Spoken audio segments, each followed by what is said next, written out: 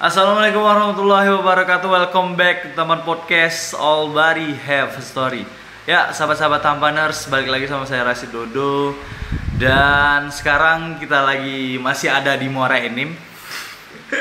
Setelah kemarin kita sempat meliput live streamingnya dan juga beberapa game highlight, kemudian membuat vlog. Dan sekarang hari ini kita berada di rumah atau kediaman dari Kak Kina. Terima kasih dulu udah mampir. Iya. Terima kasih juga udah memperbolehkan ke Tampan Podcast untuk meliput game highlight dan lain sebagainya. Wah, pokoknya seru banget kemarin tuh. Sangat seru ya.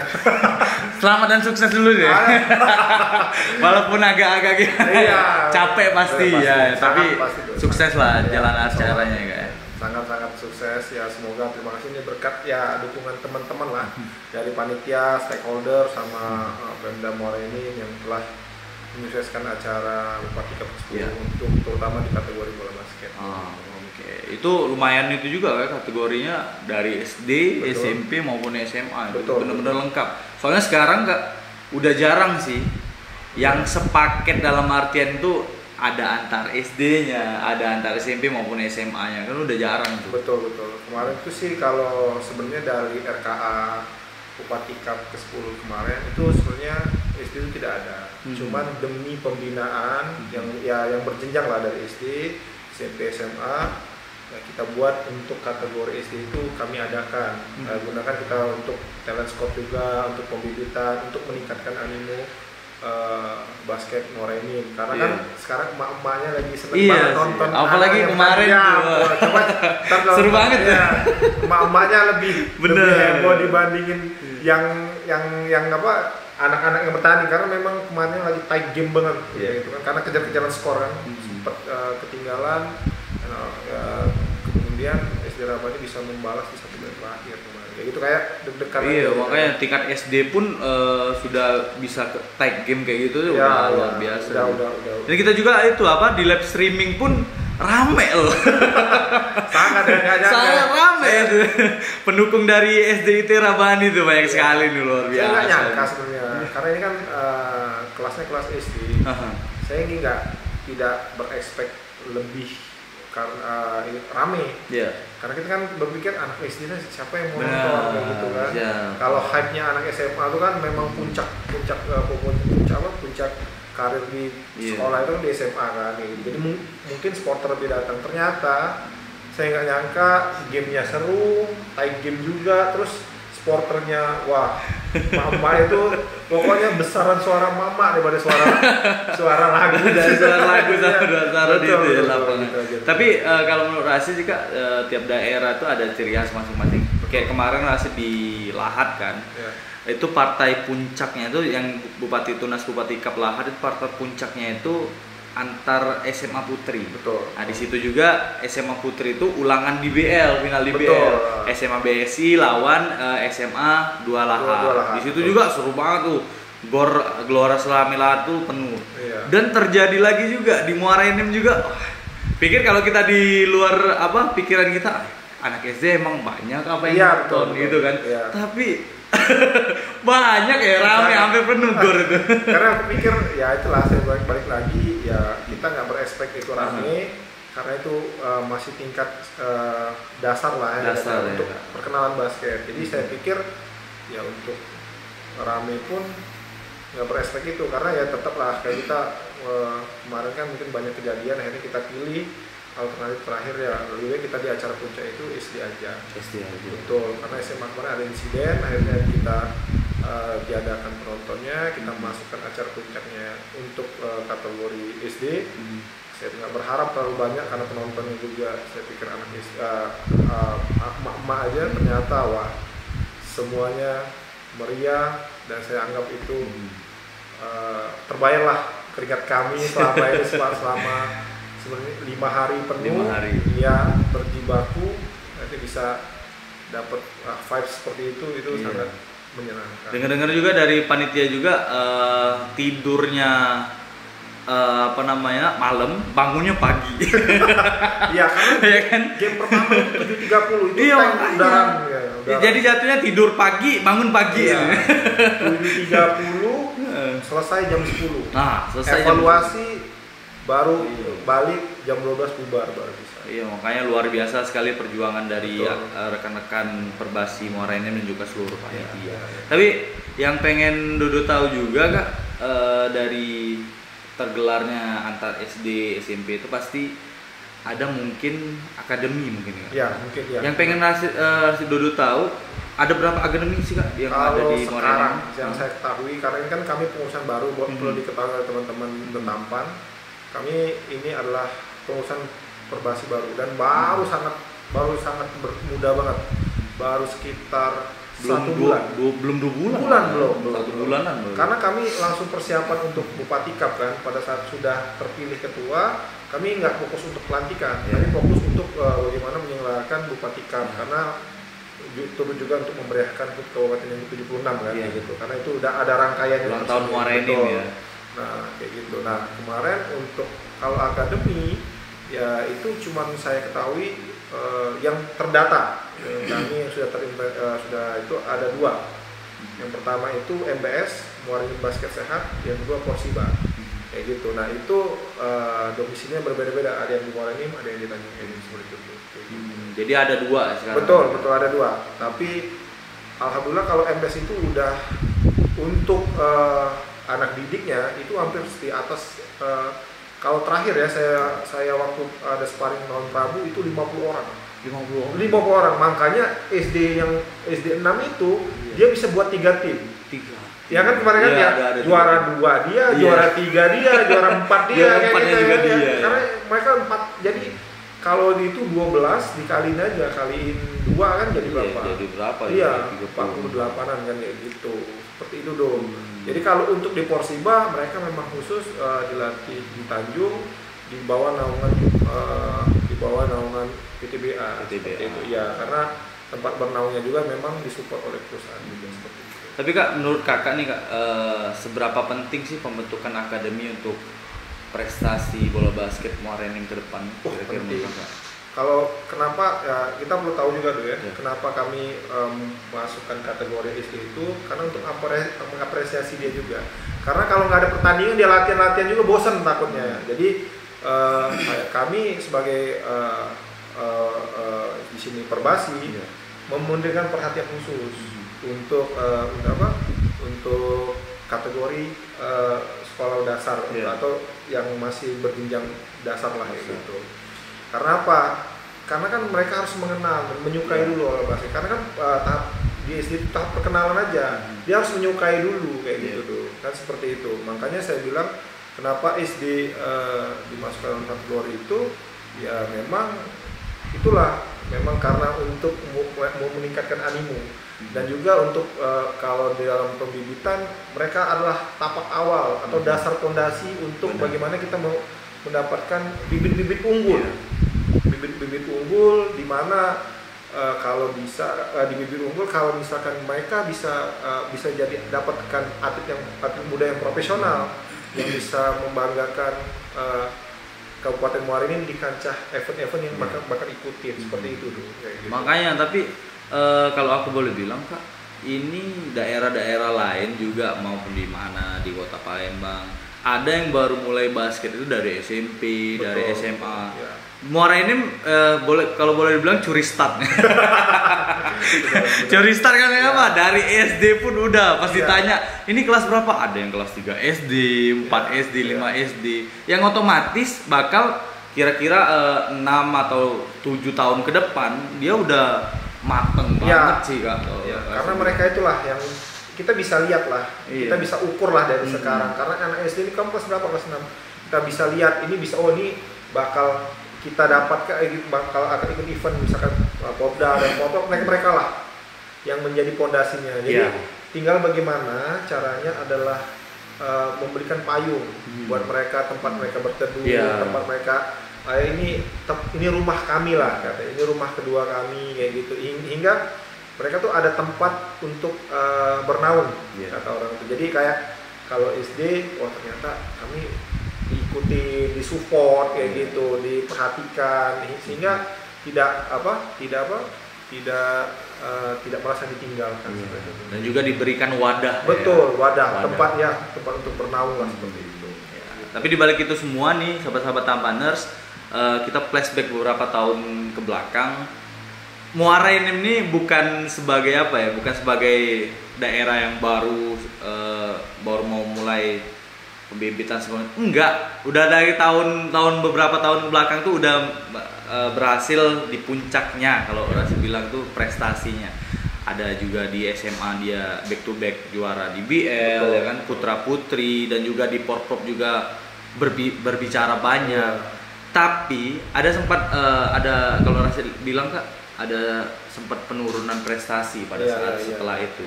Kira-kira yang menurut Kakak itu apa yang terjadi pada saat itu? Ya, itu kan menjadi perhatian ya. Kami juga kan pengurusan baru juga memberikan perhatian lah untuk hal seperti itu, dan juga concern dalam hal tersebut.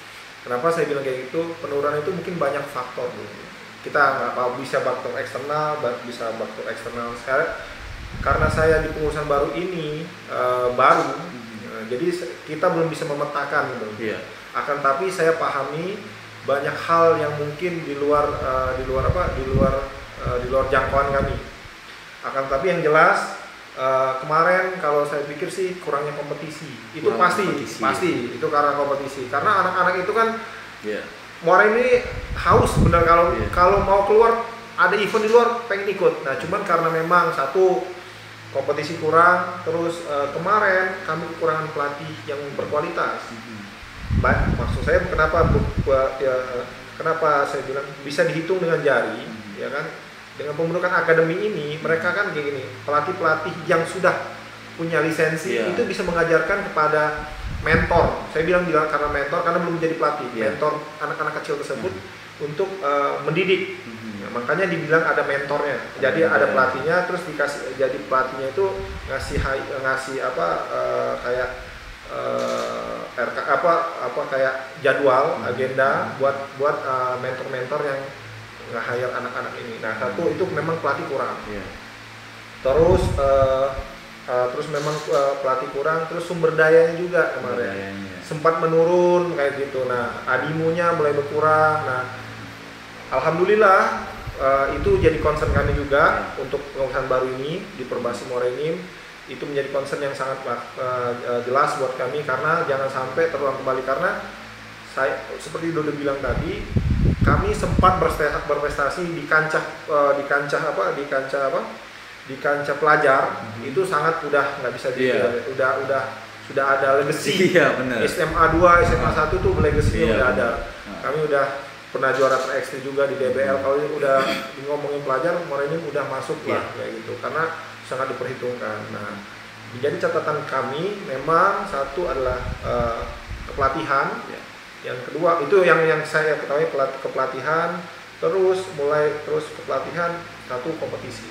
Sangat berkaitan erat itu. Terus baru SDM-nya. SDM-nya tinggal kita cari aja yang punya SDM. Sekarang animunya kamu lihat sendiri, udah kemarin SDM aja udah sampai lebih dari 50 orang dan bisa ngirim 3 tim. Ya memang ya namanya game, ya ada menang ada kalah. Tapi berbicara masalah SDM, kalau Dodo bilang tuh Muara Enim ini tidak pernah kehilangan pemain tinggi.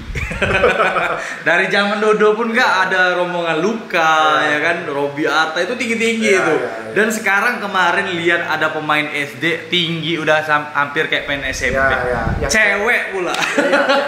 Kita bisa lihat dia bagus banget. Posturnya bagus sudah. Terus juga ada pemain kecil si Kenny yang udah lincah banget. Wah, gila, keren banget. Benar. Iya, makanya itu nggak kekurangan sih Kak. Betul. Memang kalau dilihat sih, ini kita ngomongin basket, olahraga basket ini olahraga tinggi badan. Kita nggak usah mungkin. Semakin tinggi badannya, ya kayak kita kan kayak Wembanyama kalau Prancis. Wembanyama ya udah tinggi, udah bisa shooting, udah dribbling. Itu basic basketnya udah keren banget kan. Maksudnya memang olahraga basket ini olahraga tinggi badan. Jadi siapapun yang punya tinggi badan itu punya nilai privilege, kelebihan yang nggak dipunyai orang lain. Memang itu anugerah kayak gitu. Ya kalau dribbling, shooting, itu bisa diasah. Ya memang kalau Muara Enim, alhamdulillah ada 1-2 orang yang ada di tim tersebut. Udah saya bilang, wah ini tinggal kita maintain saja. Kita maintain saja biar kita dijaga, jangan sampai mereka hilang di peredaran, dan hilang minatnya. Jadi kita tetap harus menjaga mental mereka bahwa mereka ini tempat kita nih katanya, tempat kita menyalurkan hobinya sendiri. Jangan sampai ya terus ya jangan sampai juga ada cedera. Aku sangat konsen dengan cedera juga, makanya di pengusaha baru ada fisioterapi ada 2 dan dokter Doli dari ortopedi. Kami masuk ke dalam itu untuk mensupport program perbasi tersebut. Iya, makanya ini lengkap banget ya dari segi gizi, ortopedi dan lain sebagainya, benar-benar diperhatikan. Sangat diperhatikan. Dan juga dokter itu dikasih dengar juga masukin dalam kepengurusan. Betul dari pengurusan. Sangat mereka tadi dia udah ngomong sama kami bahwa seluruh pemenang akan diberikan suplemen peninggi badan. Itu udah masuk, dan juga ada juga kalau memang ada pertandingan dia bisa juga jadi sebagai konsultan kesehatan dia gitu untuk kami. Karena kami bilang ya Pak dokter Dolinya itu mau mensupport program perbasi dalam hal ini. Nah, dengan demikian berarti Perbasi Muara Enim ini juga menjalankan program dari Perbasi Pusat, ya kan? Dari Daniko Sasi juga, Pak Daniko Sasi bilang sekarang lagi pembibitan yang mana kalau ada pemain tinggi itu yang harus diambil dulu. Betul. Ya kan? Iya. Kalau urusan masalah skill dan lain sebagainya kita bisa asah. Iya. Nah, dan Perbasi Muara Enim udah menjalankan hal itu. Iya. Karena keinginan kami memang dia bilang kalau terutama dalam medis ya, dokter Doli bilang memang jangan sampai lah masa pemain basket kecil-kecil katanya harus bener-bener rata lah kayak gitu antara pemain center sama pemain point guard. Itu harus jangan terlalu timpang lah, masa saat sebahu kayak gitu. Makanya saya bilang kalau berkaca dari pembibitan yang diberikan pada Daniko memang benar, olahraga basket memang olahraga tinggi badan, itu nggak bisa dipungkiri. Olahraga tinggi badan karena memang kita contohnya timnas itu memang ya coba pemain tingginya hanya beberapa, kalau nggak ngotot ya susah seperti itu. Kalau misalnya ya kita nih berpacu sama dari negara-negara lain sih Kak. Kalau misalnya dia hebat walaupun nggak terlalu tinggi, ya hebatnya di batas ini saja, batas di negara atau lingkupan situ saja. Tapi ketika bertanding di luar ya otomatis sudah timpang loh. Iya, mungkin di situ fokusnya ya. Iya, size itu. Size itu penting banget, bukan kayak bola kaki ya. Size itu bener-bener, kalau basket tuh size banget. Aku kalau ketemu orang besar itu bingung jaganya, kita bilang. Kalau dia nempel, kalau dia di belakang, kalau misalnya kita jaga orang tinggi itu dan mana juga lebar, itu kayak ini, kayak apa kata orang tuh, kayak ngumpet di belakang dia. Mau gimana mau jaga kalau badan kita aja hilang di belakang dia, kan kayak gitu. Jadi intinya memang Pak Daniko Sasi, saya juga sangat sepakat dan sangat setuju terhadap apa yang dibilang Pak Daniko Sasi, dan di sini pengusaha Perbasi Muara Enim memang sangat concern dalam hal fisik atau body gitu. Dan juga kita juga seneng sih dalam artian sekarang lihat ada pemain-pemain postur tinggi yang mau ikut ke basket. Ya kan. Kalau dulu kan mindsetnya gini Kak, nggak apa-apa lah kecil yang penting lincah. Ya kalau lincah juga kalau tinggi badannya percuma. Jangkauan itu penting banget tuh. Aku juga ngerasa kayak saya pikir sudah tinggi saya gini. Cuman kalau main ke jauh ada yang lebih tinggi lagi ternyata kan. Saya pikir wah, memang olahraga tinggi badan ini nggak bisa dipungkiri gitu. Karena kalau main sesama kita dianggap ya di atas rata-rata, cuman pada saat keluar kecil bener gitu. Bener, aku nggak bohong, karena ngerasa kayak buat Jakarta aja kayak gini. Nah aku nggak tahu kalau misal kita main kemarin FIBA World Cup aja kita kecil-kecil, sifatnya qualified itu baru itu aja bisa kita sembunyi di belakang orang kan. Apalagi bisa ketutup. Apalagi saya ataupun orang-orang itu. Makanya saya bilang memang kami itu mau mencetak bibit-bibit unggul. Nah, mencetak itu peran serta stakeholder sangat penting. Mulai dari medis, mulai dari perusahaan, mulai dari pihak ketiga, dan juga kepengurusan. Itu harus sifatnya kolaboratif gitu. Harus benar-benar biar ngeklop kayak gitu. Biar tujuan akhir dari Perbasi Muara Enim itu tercapai gitu. Makanya kami butuh support dari seluruh lapisan lah intinya seperti itu. Iya. Intinya kalau misalnya sudah seluruh stakeholder sudah bisa itu luar biasa sekali pasti Perbasi Muara ini maupun Perbasi Sumatera Selatan juga bisa berprestasi lebih berprestasi lagi ke depan. Tinggal Perbasi Muara Sumsel tinggal nyomot-nyomotnya. Oh, diambil-ambil aja. Enak jadi Perbasi Sumsel ini dari Muara ini perwakilan gini. Sudah ada, sudah bisa di talent scout-nya udah ada. Oh, ini penjaringan siapa nih yang mau dikirim? Tinggal pilih aja. Ini paling seleksi tipis saja. Karena memang olahraga basket yang harus dirakyatkan. Nggak, bukan sifatnya eksklusif lagi ya. Kalau bola kaki mah udah semua orang udah bisa. Makanya kita di sini Perbasi Muara ini harus concernnya juga harus merakyatkan bola basket itu. Makanya pengenalan basket di usia dini itu sangat kami konsenkan sekarang. Makanya ada pertandingan sekarang. Sebenarnya kemarin nggak ada. Kalau di RKA Bupati Cup kemarin hanya hanya SMP sama SMA. Cuman karena kami tujuannya adalah pembinaan yang berjenjang dan berkesinambungan, kami adakan. Karena memang tolak ukurnya dari SD sebenarnya. Kalau sini udah mulai jadi, udah mau kebentuk nih, ini bisa nggak untuk prop dan segala macam dan seperti itu. Di kejuaraan ini juga baru ini lagi kak ya? Betul. Diselenggarakan. Betul. Setelah berapa lama vakum tuh kak? Kalau vakum, sebelum COVID. Sebelum COVID lah. COVID itu. Cuman vibes-nya saya harus akuin kami berbenah, penyelenggara dalam hal ini Perbasi Muara ini kami berbenah pengen punya standarisasi dalam penyelenggaraan bola basket di Kabupaten Muara ini.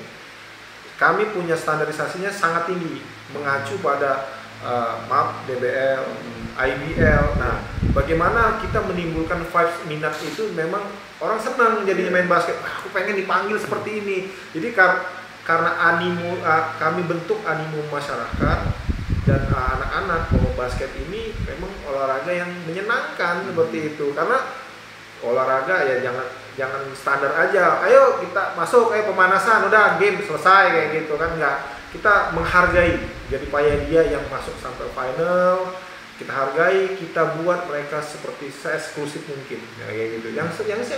Yang sering dia tonton di layar kaca, jangan sampai hanya ditonton di layar kaca, kita bawa ke Kabupaten Muara ini seperti itu. Makanya kemarin ada pemanggilan pemain, sangat dihargain, benar kan? Mereka memang kita hargain sebagai pemain dan sebagai orang yang suka menyukai basket. Jadi ibu-ibunya juga saat audionya dihibur, saat visualnya dihibur, audionya juga harus dihibur. Jadi makanya hiburan tuh jangan hanya mata, kuping juga harus dihibur juga. Jadi pada saat pemanggilan itu bangga juga kan kayak gitu. Kalau nonton ya oke, kita dihibur.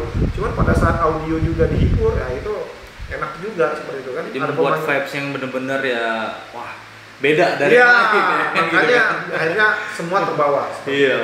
Makanya kita punya standarisasi mungkin udah tinggi. Bagaimana terus berbenah menjadi lebih baik. Mungkin ada kekurangan pasti ada tuh. Cuman kita sebagai di sini panitia dan saya bilang sih bukan panitia aja, tim itu bekerja keras dari senior sampai junior itu berkolaborasi untuk menghasilkan acara yang sangat kita lihat seperti kemarin. Total ada berapa tim kak? Kalau ada tim itu ada 37. Ada 37 tim ya? Betul, 37 tim yang terdiri dari SD tim sekolah SD yang mix ya. SD itu SD-nya mix. Kalau di FIBA itu mix. Jadi SD itu enggak dengan cewek digabung. Mix. Nah, terus SMP putra putri sama SMA putra putri kayak gitu. Total 37 betul, tim. 37. Itu Kabupaten Muara ini. Betul. Itu sekalian talent scout lah kalau untuk Porprov.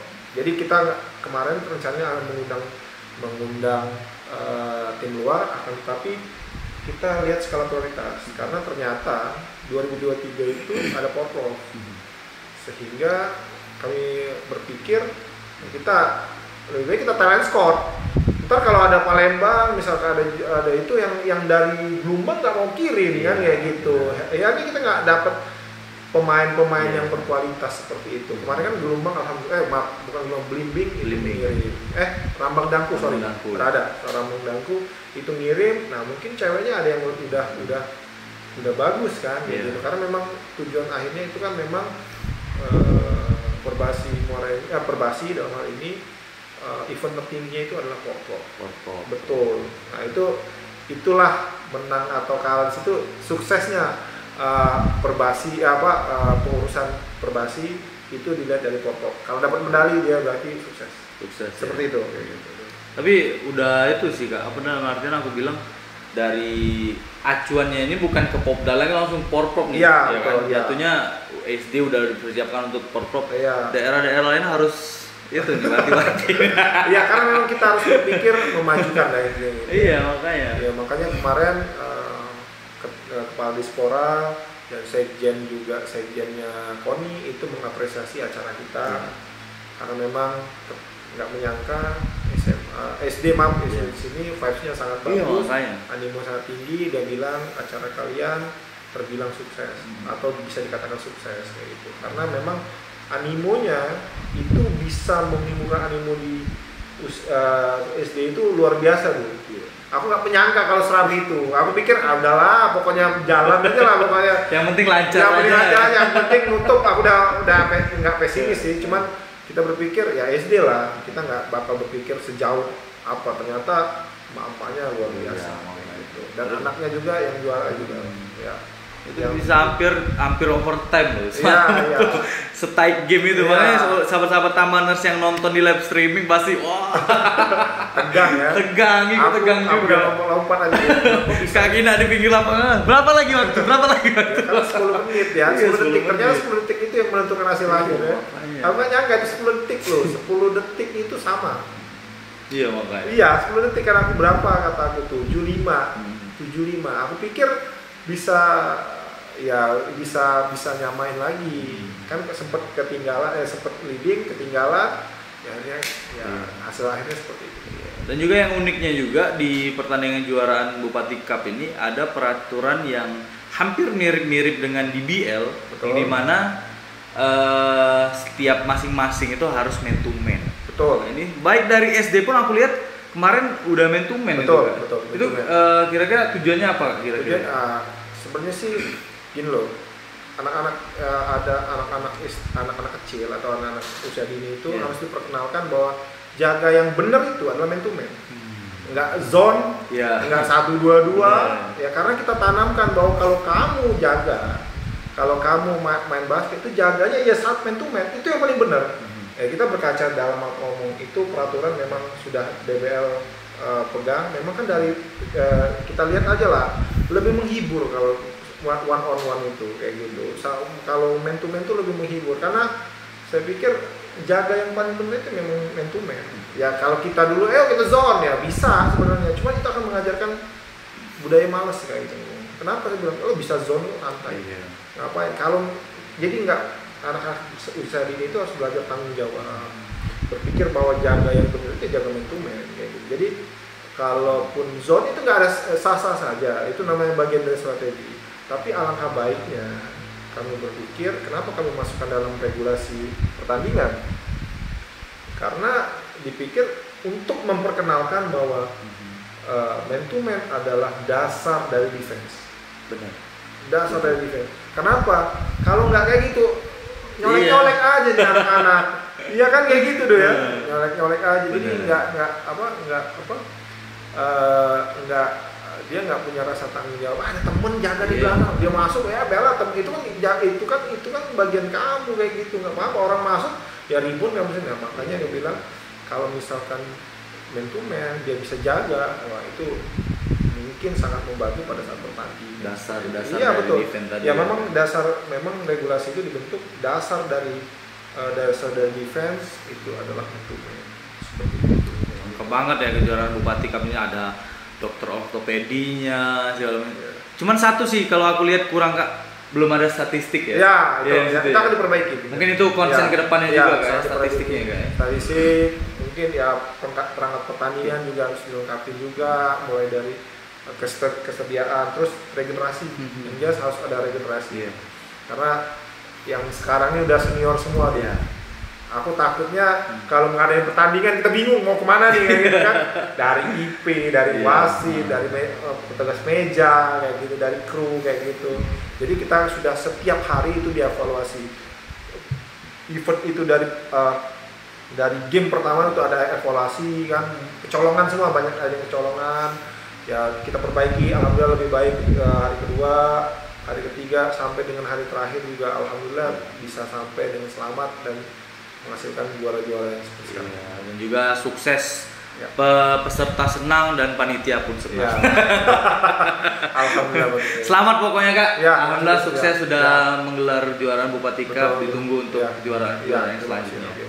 Nah, untuk target Perbasi Muara Enim ke depan kira-kira apa nih Kak? Ya, kalau target Perbasi jelas ya. Kami pengen menurunkan atau mencetak atlet muda yang profesional, saya bilang seperti pertama tadi, yang bisa membanggakan Kabupaten Muara Enim di berbagai ajang atau event yang diikuti. Nah, itu terserah, mau itu kalibernya Popda, harus ada target juara, selalu harus dicanangkan. Makanya saya bilang, makanya pendidikan tadi, usia dini tadi sudah kita perkenalkan, mereka lah yang menjadi tombak utama ke depannya seperti itu kayak gitu. Makanya saya bilang, memang ya kami fokusnya adalah konsen pembibitan, pembinaan kayak gitu. Pembibitan, baru kita dapat hasil akhirnya seperti itu. Iya, kalau boleh bilang SD inilah awalnya nggak ada. Betul. Makanya, karena kalau lebih awal lebih baik ya gitu. Lebih awal lebih baik ya. Daerah lainnya belum tentu yang bisa dari SD ini juga. Betul. Ya kan? Kemarin kan ada dari Lahat ya, ada juga. Udah ada mulai membibit kan, itu luar biasa loh. Itu jadi program kerja dari pusat, PP Perbasi pusat itu bisa diajawantakan melalui regulasi, aturan-aturan ataupun pertandingan yang memang benar-benar mensupport anak-anak usia dini gitu, seperti itu. Kalau di Jawa udah banyak tuh ya. Iya, makanya. Ya, sekarang kita walaupun telat jangan sampai lagi. Iya, jangan sampai terlalu jauh ketinggalan ya kan. Betul. Paling enggak kita susul sedikit sedikit. Tinggal berharap mudah-mudahan kedepannya bisa menghasilkan pemain-pemain yang bisa membanggakan Sumsel. Memang ketimpangan tuh kelihatan karena memang dari jangan sampai kita tuh cuma pengen ngejar ketinggalan dari daerah Jawa. Kita ini kan maaf ngomong daerah di luar Jawa. Kalau masalah pembibitan itu sangat kurang. Makanya bukan kita ngomong Jawa sentris yang enggak ada musuh kayak gitu. Yang jelas patahan utama kita tuh memang ya Jawa. Kalau kita bisa atlet kita bisa bersaing di Jawa, itu sudah berarti udah seharusnya lebih maju setiap hari. Bisa 2, bisa 3, bisa 4. Makanya kalau memang udah jago, silahkan pindah ke Jawa. Kita tes apakah memang mereka secara mental sudah benar dididik. Karena kan memang ya seperti itu. Kita lihat di kemudian hari kan mungkin ya konsistensi kan mentalnya kan akan berubah beda. Makanya kita perkenalkan dari kecil seperti itu. Ya ini kalau Dodo bilang tadi ya curi start tadi. Mantap. Nah, untuk harapan kedepannya Kak untuk dunia perbasketan Muara Enim setelah terbentuknya kepengurusan baru dari Perbasi Muara Enim. Kalau harapannya jelas ya. Harapannya memang dibalikan lagi, saya bilang harapan banyak. Harapan kami pengen mencetak bukan hanya sekarang, bukan kalau secara global itu mencetak pelatih muda yang kita lihat sudah ada banyak. Tapi saya bilang yang punya lisensi nasional, yang tersertifikasi. Kami kekurangan itu, ya gitu. Ya kita kan ya makanya. Yang terus kita harus mencetak bibit-bibit unggul lagi, balik lagi kayak gitu. Mencetak bibit-bibit unggul, atlet muda yang profesional. Dibilang profesional kenapa saya bilang? Dia tahu kurangnya dia, lemahnya dia bisa nambah sendiri. Makanya kami kenalkan secara mentalitas. Mulai kita masukkan psikologi olahraganya gitu kan, bilang wah kalau kalah itu nggak enak, bagaimana kalau kita tambah lagi ya kayak gitu. Itu memang dari itu sudah tahu. Terus eventnya itu harus benar-benar berskala nasional. Kalau tidak bisa kita harus melakukan pembinaan usia dini, baru kita kalau memang bisa, kalau ada kejurnas kejurnas KU. Itu memang Porsiba kemarin itu perlu diketahui, itu anak-anak pernah tanding nasional yang juara kemarin. Betul. Karena pengurusan Pakun, dia minta surat rekomendasi dari PLT kemarin kan, PLT kemarin ada halangan. dia bertanding di daerah Bulungan. Iya. Secara tidak langsung mentalnya udah terbentuk. Iya, makanya saya bilang pertandingan itu ternyata saya tanya sama pelatihnya, wah itu hanya Wangi aja. Kalau Wangi nggak sehoki 4 kali 7 itu. Saya pikir kalau cuman hanya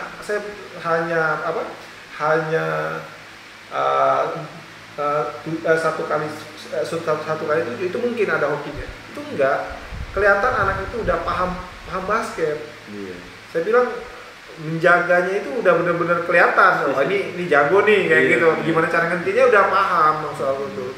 Ya mungkin untuk itu kami maunya itu ada eksebisi atau pertandingan di luar yang pengennya itu memfasilitasi anak-anak yang saya bilang tadi, karena memang harus dibibit terus, harus dibina, harus dipupuk rasa penasaran terus, rasa keinginan tidak pernah puas seperti itu kan, kayak gitu tuh. Karena harapannya memang kami pengen mencetak pelatih profesional, pemain profesional, event yang secara dibina secara profesional kayak gitu, dan juga bisa mencetak manusia-manusia yang lebih dalam segi kepengurusan, mencetak orang-orang yang punya kemampuan yang profesional juga. Seperti itu. Mudah-mudahan pokoknya kita doakan untuk Perbasi Muara Enim kedepannya bisa menghasilkan bibit-bibit pemain yang bukan hanya membanggakan Muara Enim tapi juga membanggakan Sumatera Selatan, bahkan membanggakan Indonesia. Amin. Kita tidak ada yang tahu. Ya. Kita melihat ada bibit-bibit bagus di sini, bukan tidak mungkin kedepannya. Balik lagi ke tentang episode kakak Kina kemarin. Betul. Bisa aja dari Muara Enim ada Derek yang selanjutnya. Iya, betul. Itu harapan kita ya. Udah tinggi. Udah tinggi. Pokoknya tinggi dulu lah sekarang tinggi dulu. Karena kalau PP bilang tinggi dulu ya. Memang kita harus cari yang tinggi. Iya, kalau ada yang tinggi, kamu ikut main basket enggak? Kita tawarin ya, kita bujuk-bujukin dulu. Ntar enggak apa-apa, enggak bisa main enggak apa-apa, enggak kena marah kok gitu. Iya. Pokoknya buat asik dulu. Iya, buat asik ya. Karena mengenalnya dia harus menyukai dulu, baru mencintai. Betul. Dari situ dia bisa membuat prestasi. Betul. Pokoknya itulah Kak. Ya, terima kasih sekali lagi, selamat dan sukses. Juara Buati Cup-nya juga, dan juga terima kasih juga udah mengundang Tampan ke sini. Dan kedepannya semoga Muara Enim lebih baik lagi. Terima kasih. Itulah sahabat-sahabat Tamaners, episode kita dengan Kak Kina sebagai ketua pelaksana dari kejuaraan Buati Cup Muara Enim. Nantikan episode-episode Tampan Podcast yang lainnya. Tampan Podcast, All Body Have Story. Thank you Kina.